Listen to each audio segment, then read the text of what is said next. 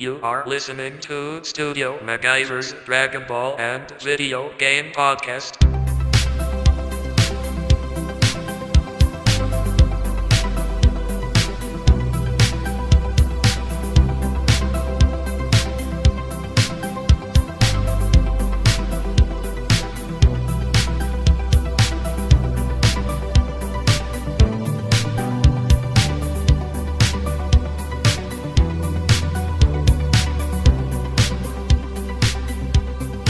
What is going down? What is going down?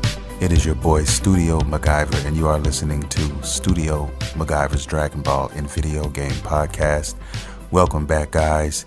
Sorry for not being available, man. Last week, some shit came up. I was supposed to reconvene and put out an episode on Wednesday, but then some other shit happened. And I was trying to wait for this shit that was in the air, around the Nintendo Switch, and all these rumors and stuff were out here. I know it was April Fool's, and I'm going to get to that as well. But I was trying to wait for something that I thought was going to happen, and I wanted to save it for the next show. But that didn't go the way that I planned. I'll get into that, guys. But I'm back, though. Happy Monday to you guys. And let me just first start off by congratulations to Kofi Kingston, man. I'm not really a wrestling fan, haven't been one for quite some time since I was a kid. But every now and then, I still poke my head out now and then and see what's going on. You know what I'm saying? All Elite Wrestling, they're doing some big things out here. I'm a big Jericho fan since I was a kid, man, and he's still doing it, man, out here in these streets. But yeah, Kofi Kingston, man, is the new heavyweight champion of WWE, and I just wanted to give a quick shout out to Kofi Kingston, man, setting records out here in these streets, man. Congratulations to him and his family, and yeah, man, I had to say that on the show. Anyway, we're going to be talking about some stuff, man. This week we're going to be talking about Borderlands 3, yes, and a lot of there's a lot of shit going on around this game, and I'm gonna get to that. Also, we're gonna talk a little bit about a new Assassin's Creed game, what's been going on with that. I'm still playing that game as we speak. I have not played anything else. I'm like 95 hours in that game. So we're going to be touching on some Assassin's Creed stuff. Also, we're going to talk about the Nintendo Switch's April Fool's fiasco, which is basically, I hold them responsible for in essence of not having another podcast. Yeah, man, they did me so dirty. But anyway, we're going to talk about that. And we're also going to talk about some more Anthem, man. There's been a lot of things that have recently came to the light about this game as far as development cycles and who is really to blame for what's been going on lately, man, and poor practices. And I'm going to talk about that, man, and get into that. So without further ado, guys, let's get on with the fucking show. I'm going to start off by going and touching on Borderlands. I was always a fan of the Borderlands series. Borderlands was actually responsible for becoming, a catalyst for me, like moving forward as far as playing, first person games. Now I'm typically I'm a third person kind of guy. I like to, have that visual. I like to see myself when I'm running through the streets in those digital worlds and stuff, if you will, most of the time. Borderlands is one of the games responsible for me kind of changing that, the way I look at first person games. Also, BioShock is another one of those games. And Far Cry, the series, is another game. But Borderlands 3 has been announced. I have Borderlands 1. I own Borderlands 2 and basically the Handsome Collection. It's pretty dope game too, man. I play a little bit of it with some friends, but I haven't played it in a few weeks since I've been playing Odyssey. But it's definitely a dope series, and I was definitely looking forward to playing the third one. I'm actually, like I said, I was playing 2 up until recently, and which is probably right now my favorite Borderlands game right now. I don't know what 3 is gonna entail, but the reason why I'm bringing Borderlands 3 up, not just because we have the game, has been confirmed, it is coming. And matter of fact, that date is going to be September 13th. So it's not that far away, if you look at it in hindsight. But I'm bringing this up because there's been a lot of drama going around, especially the PC world, as far as, Steam and Epic Games. Now, Epic Games, if you guys don't know, is basically a company who now is trying to put their hat in the ring, and they want to be like Steam. They want to, they want you to come to them for games, and they want, you to use them as a launcher as opposed to like Steam. Steam is, known out here in these PC streets as, the creme de la creme, if you will. There's always sales. If you are a PC gamer, I'm really not a PC gamer, but I have a lot of friends who are, and, they tell me that Steam is like, the shit, because they have sales all the time, kind of like we have these PlayStation sales, PlayStation Store sales, and I'm sure Xbox has their sales and stuff like that. But just imagine, like, Steam does this like pretty much all the time. Like, there's always something on sale. There's always something you can catch. So if you're a PC gamer, there's a lot of games out there that are also just made for PC only. But then, you have the AAA games, which go from, the consoles and then the PCs. And so basically what I'm trying to say is Epic Games, word out on the street. I'm just going to keep it real. Word out on the street, man, is that Epic Games, it's, even though it's new, so, it still has a lot of growing to do or whatnot, but it's pretty trash, as far as what you can do with the program compared to Steam. You know what I mean? Like customer service and just the way the layout is, and the HUD and all this stuff. Everybody's saying that it's just straight garbage. It needs work. It's still like in development process, I guess, if you will. It's almost like a beta. I've heard people say, but anyway, I'm bringing all of this shit up because Borderlands 3 is basically not coming out for the rest of us for another 6 months after, the game's initial release, which is September 13th. So basically they've got a 6-month, they basically got exclusive deal right now, and it's for 6 months. So Epic Games is the only place you can you can play Borderlands 3 when it comes out. And a lot of people are upset about that because just because, it's only going to be exclusive to Epic Games, but because Epic, as a whole sucks, and everybody who, fucks around in the PC world, they're sick to their stomachs because of that. You know what I mean? Because they have to go through a company who is lackluster in every aspect when you compare it, to Steam, and they're not pleased with that. You know what I mean? And I wouldn't be pleased with it either. And on top of all of that, we have to wait 6 months. Basically, it's almost like, look, you're going to either play it, you're either going to wait 6 months, or you're going to come through us to play it. That's pretty much it. And so it's almost like they're forcing consumers to, like, join forces with them. You know what I mean? It's almost like Epic Games has your family in the basement with a gun to their head, and you have to sign up with them, what I'm saying, or else. You know what I mean? That's what it feels like from the outside looking in, to me at least. And that's when you get into the shitty practices of, gaming and the politics and what goes on behind closed doors. And like I said before, many a time on my podcast, it's all about that fucking dollar bill, y'all. That's what it's about. It's always been about that. I mean, there are, exceptions to every rule. There are companies who actually care about about the consumer first, but those are far and in between. Most of the companies out here in these streets only care about the bottom line. And, in essence, you can't necessarily blame them for that because it is a business. But at the same time, finding that perfect balance is, in my opinion, what is needed in this industry, and what will take, separates the creme de la creme companies from, just the good companies, who just spit out games, for the sake of spitting out games and making money. There is a difference.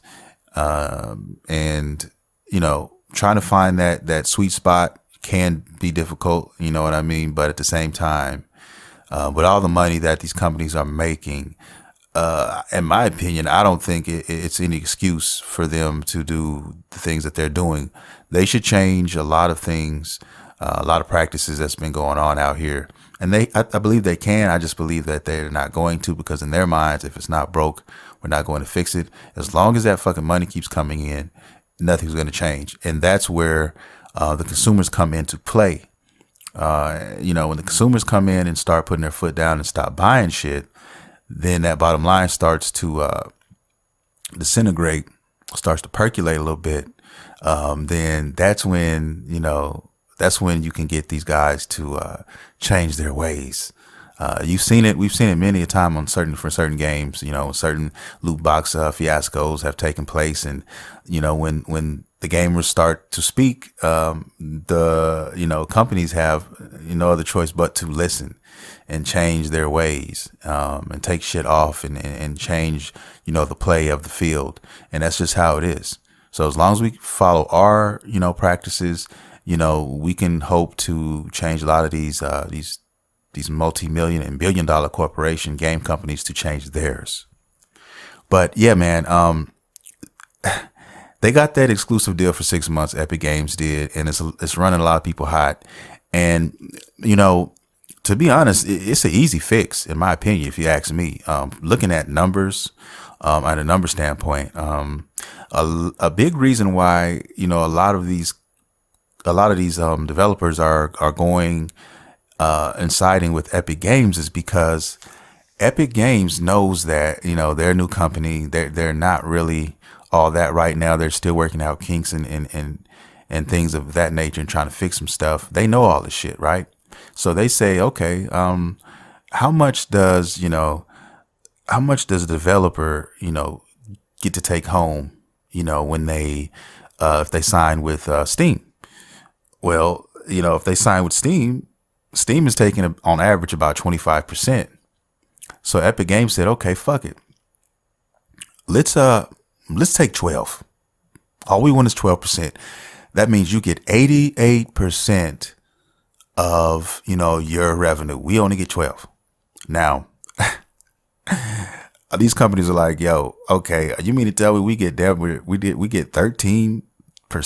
We get to keep an extra 13% of the revenue by just signing with you? And 13% might not be a lot depending on what you're looking at, but when we're talking about millions of dollars here, that goes a long way. So 13% of just say $1 million, man, that's a lot of fucking money. All right, so that's where Epic Games comes into play.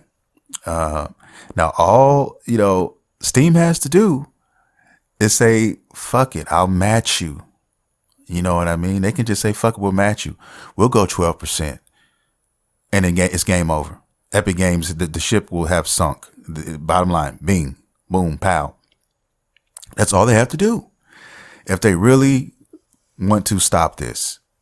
So, but what's going to happen? I mean, I don't see them doing that. Because Steam is still the creme de la creme. Steam knows that Epic Games is fucked up right now and is not the better, by any stretch of the imagination, company or launcher, if you will. So they're just gonna sit back and watch that money come in. Like I said, until that bottom line changes, they're not gonna make any moves. And right now, Epic Games is not a big threat. They're no threat to Steam right now. So Steam is not really tripping right now. They're not going to make any changes because they're not a threat right now. Now, if Epic Games starts to gain some momentum, and that's when, you can change it. But then by then it may be too late. And I'm saying, if I'm Steam, I'm not trying to give Epic any time to get under their get under their feet, and fix all the problems they got going on now and make their shit better. I'm trying to fucking kill them and put my knee on their neck now. You know what I mean? because they're signing these exclusive deals because these developers they're getting this extra money, so they're taking these deals and they don't care about the repercussions. Now, this thing could go so many different directions, guys. It could bite so many people, different people in the ass. It's just kind of like everybody's playing chicken and who's gonna turn away first. You know what I mean? Right now, Epic has nothing to lose because they're new and they don't have a lot going for themselves right now. So to them, getting that exclusive deal is a win for them, because you have to go through them to play this game, and they know Borderlands is a very, very popular IP. There's people still playing Borderlands. I still play Borderlands. You might still be playing it. A lot of people are still playing it. So when Borderlands 3 comes out, they're gonna make some sales because that's why they did what they did. They're going to have people that are going to say, fuck, I really want to play this game now. I don't want to wait 6 months and, I'm going to play it. You know what I mean? So that's what's going to happen. But that's where we're at right now. I mean, that's what's going on with that situation. Until they gain enough momentum, I would end it now. I would end it and get it out of the way. But that's just me. But, that's just one problem we have in the gaming community, in industry, what's been going on and things of that nature. People get selfish and people get a little too thirsty, that can change the fate of millions and millions of gamers. You know what I mean? Still don't know what happened to Scalebound, like that whole thing with with Microsoft, man. It's kind of like one of those mysteries, like what happened behind closed doors? Like, why did they really scrap this game that had so much promise? Like, that's something that, we may never know, but that's the industry, man. That's what it is. Anyway, let's talk about some Assassin's Creed. Rumor is, man, they're working on another Assassin's Creed. Well, no, that's not a rumor. That's actual facts. Rumor is that the next scene, or the backdrop of the next game is going to be surrounding the Vikings. And I've heard people talk about this prior, weeks prior. I've heard things. I've heard whispers in the streets. But now, man, it seems like something is really going to happen with this. I think this is a thing. They're not coming out with an Assassin's Creed game this year, 2019. It's going to be 2020. That's going to be the year. So it's going to give them some time. They're probably going to take the best of everything from, Origins, from Odyssey, and they're going to put it in, put a Vikings, backdrop on it, man, and they're going to let it rip. And I must say, I am in love with this. I am completely head over heels in love with this Assassin's Creed IP, this new IP. Since Origins has came out, especially with Odyssey. I mean, I am in love with this IP. That is my favorite game right now, currently. And I mean, Jesus Christ, man, I've got 95 hours in this game right now. I haven't played anything else since I've started Odyssey. I have not played another game. The only other game that I've played and touched on was Dragon Ball FighterZ, when they had the new update recently. And other than that, that's it. And I was only playing a few matches of that just to kind of check out what was going on with the changes. That's it, man. Then it's right back on the Odyssey. You know what I mean? What am I at level? I think I'm at level 54 now. I think I just hit level 54 the other night. 95 hours in. I mean, still got so much to do. So many cult members still need to be slayed. And, yeah, man, I'm just taking my time, basking in the ambiance, running around different places, killing different faces, loving my time, in that world, loving me some Cassandra. That's baby right there. Yeah, I have a girlfriend, but, when if I were to cheat, it would be with Cassandra, because that's my girl, that's my mistress. That's who I turn to, late at night, when everybody's asleep. That's who I'm spending my time with, man. So I adore that game, and I can't wait for this to see what this new one's going to be about. It's definitely a keeper. I already know it's open world RPG action game. Come on, man, that's my genre. That's me. That's all day. So I can't wait to see what they're going to do with it. I can't wait. 2020 though, so we'll see. Here's what here's what I want to get to next, real quick, man. I had I had so many high hopes for the Nintendo Switch, for this for this Nintendo Direct. You know what I mean? And my dumb ass, not thinking clearly, not using my head, caught up in the moment. I thought that a lot of the shit was real. Well, anyway, Nintendo Direct, they had a Nintendo Direct. It was on in April 1st. So it was April Fools, if you will. And, at first I was like, okay, all the games that they announced a lot of games, but a lot of those games, you knew they weren't real games. So I thought Nintendo was like, okay, look, we're going to give these guys some treats, and then we're going to sprinkle some April Fool shit in here. You know what I mean? So I was like, okay, some of these games I know aren't going to come, you know what I mean? But because, it's April Fool's. Okay, haha. But I still believed that those other games were real and were coming. And, to find out that they weren't, to find out that really they're up in the air, it kind of broke my heart, man. I didn't know where to turn. Because they named the Wind Waker. They named some games, man. That's one Zelda game that I really, really would love to play on the Nintendo Switch. I really want to play that on the Switch. I really want it for the Switch. And in my heart of hearts, I truly believe that it will come to the Switch eventually, which brings me to this point, guys. All of those games that they announced, they announced The Witcher 3 and all this other shit. I was like, there's no way you're putting The Witcher 3 on the fucking Switch. No fucking way. I would love to see that. I would love to see it. The size of that game, guys, The Witcher 3, it's ridiculous. Okay. But they named like pretty much every Zelda game that there was, which those are can be believably done though. You know what I mean? But it brings me to this though. What I'm basically trying to say is why would Nintendo go through all this trouble to name all these games, just for April Fools? So you mean to tell me that they did this to say that there's no games that we just announced to you guys that will ever come to the Nintendo Switch? Stop it. I don't believe that for a second. I believe that a lot of these titles are coming to the Nintendo Switch in due time. I really, truly believe that. And I only say that because, as far as the Nintendo 64 is concerned, we got Turok. Okay. We've already got that. That's a Nintendo 64 game. Why wouldn't they put the Ocarina of Time on there? Why wouldn't they put Majora's Mask on there? Those are easily done. They're Nintendo 64 games, easily. Also, they can easily put the Wind Waker on there. I see them putting other Zelda titles on there easily.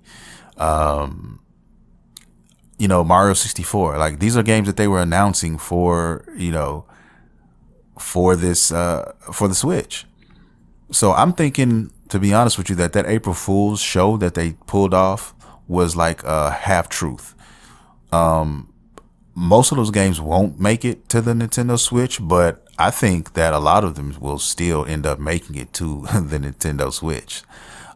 Slowly but surely we'll get reveals, and I think that that's what we're going to get.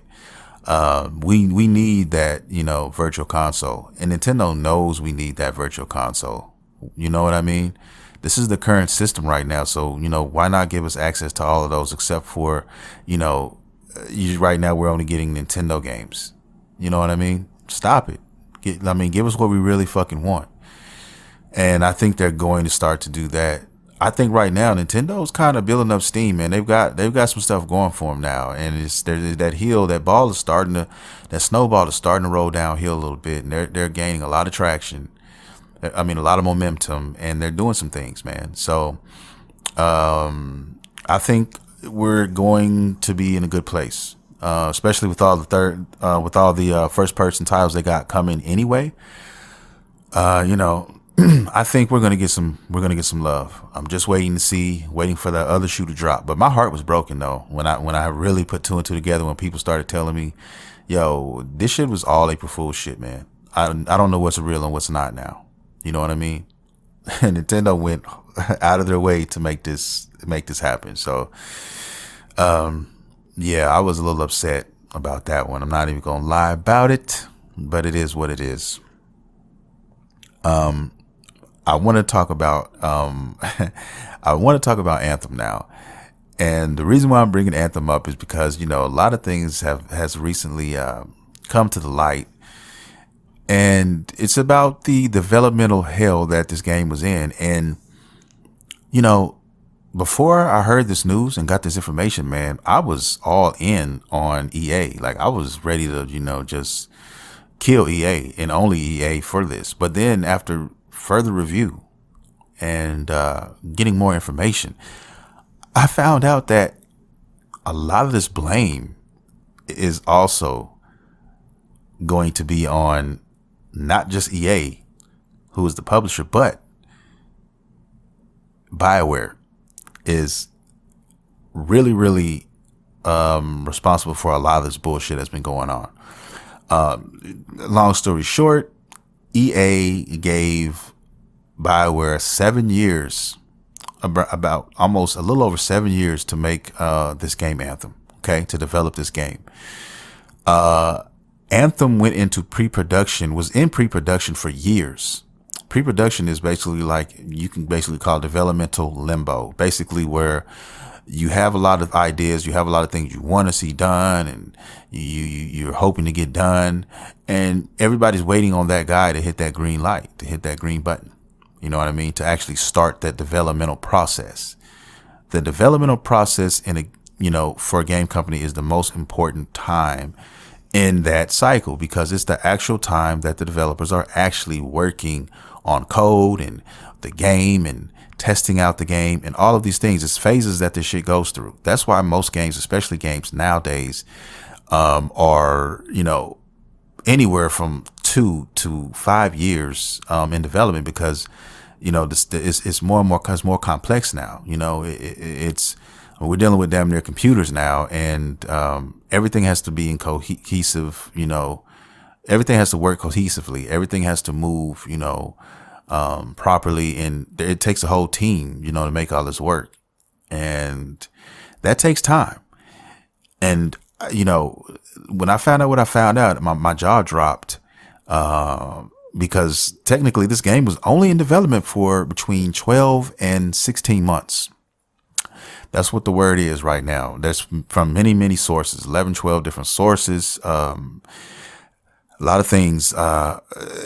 So, I mean, to be honest with you, I mean, they pulled off a baby miracle, you know, by doing what they've done to this point. But really, all they managed to do was turn out a beta, is what they did, $60 beta. That's pretty much what they did, because what ended up happening was this. They gave BioWare a time frame. BioWare started jeffing. If you don't know what jeffing is, it is basically procrastination, bullshit, in the form of just, you know, sitting on your thumbs, you know, and sitting on your hands, you know what I mean? Just fucking around. Okay.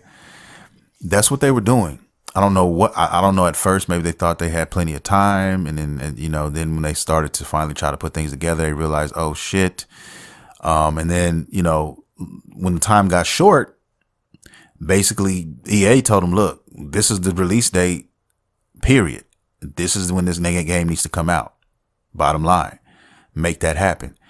And then they were just scrambling like, well, fuck, we got to go all, you know, balls to the wall, all hands on deck, you know, straight Russian product, you know, and barely, you know, putting out a game that was, you know, that was worthy of being played. Like I said before, a $60, you know, beta is pretty much what it was. So basically what happened is they had the consumers pay for the game to test the game. And now they're going back and they're going to fix all the stuff slowly but surely, based on what the players are experiencing out there in these video game streets. So yeah, man, I mean, that's a shitty shitty practice. And you know, for me wanting to blame EA for everything, I take all that back now. And now I'm putting a lot of that fucking blame, as far as this game is concerned, I'm putting that on fucking Bioware now. Because Bioware knew the time that they had, and they chose not to practice in that way. They chose to, for whatever reason, to procrastinate, they wanted to start jeffing, and now the end result is what it is. I mean, Anthem is now a fucking laughingstock up there. You know, not as bad as Fallout 76, but it's out there. You know what I mean? And to be put in that same sentence, you know, that's a loss anyway. You know what I mean? You don't want to be put in the same, you don't want to be put in the same room or building as Fallout 76. I don't give a fuck, you know, who you are. You just don't want that in your life. And they have it right now. So, I mean, you know, and that was a game I was really wanting to play, man. I really wanted to play it. And it might not ever happen. I know I'm not paying $60 for this shit. I'm not going to do it. You know what I mean? And that's how I fight back and choose to fight back. Not spending my money on boo-boo. I refuse to spend my money on bullshit or what I believe to be bullshit. Everybody has their own opinions, of course. One man's trash is definitely another man's treasure. But when it comes to the games like that, Fallout 76, stuff like that, I will not be giving my money to these to these people and rewarding them for their fuck ups, in my opinion. Same thing and same reason why I will not pay Nintendo, even though, you know, their online subscription is cheap, even though, you know, it's very frugal price wise. I mean, I'm not going to go there either. As much as I love Nintendo, especially as much as I love the Switch right now, as it is right now in its current state, I refuse to give my money up. You know, even though it's just a few dollars, because it's the principle of the fact that you're not offering me what I feel I should be getting offered for your subscription. I feel like, you know, Nintendo games is not what that is. I feel like we should be getting, you know, I feel that we deserve, you know, a virtual console. I believe that, you know, we should have the right to play, you know, a lot of the older games because they're giving us Nintendo games. They're giving us Nintendo 64 games now. They're starting to do that. You know, I believe that, you know, we should get more of that same. You know what I mean? In my opinion, it justifies me spending that money on that. Plus, I don't play a lot of online games on the Nintendo Switch. You know what I mean? Tetris is not going to make me do that. It's not going to happen. So until they have, you know, the titles that I, you know, feel they should have, or the virtual consoles or whatever, then I'm not going to pay that online subscription. They changed some things. We could that could be different. But until then, no. It's not going to happen. But it is what it is, man. That's where I'm at right now on this Bioware shit. You know what I mean? 7 years? Come on, man. You had 7 fucking years to make this happen. And you chose to let the clock tick all the way down until your back was completely against the wall and on fire before you decided to make some decisions. And I blame that on Bioware, period. And that's it. That's what we're dealing with, man. These game companies, a lot of these companies, and there's no excuse for a company like Bioware, with the money that they've been given and the time that they've been allotted to make these kind of mistakes. So they weren't even able to, you know, test their own game and you know, work out the kinks, work out the bugs. You know, they weren't able to do all these things right or the right way.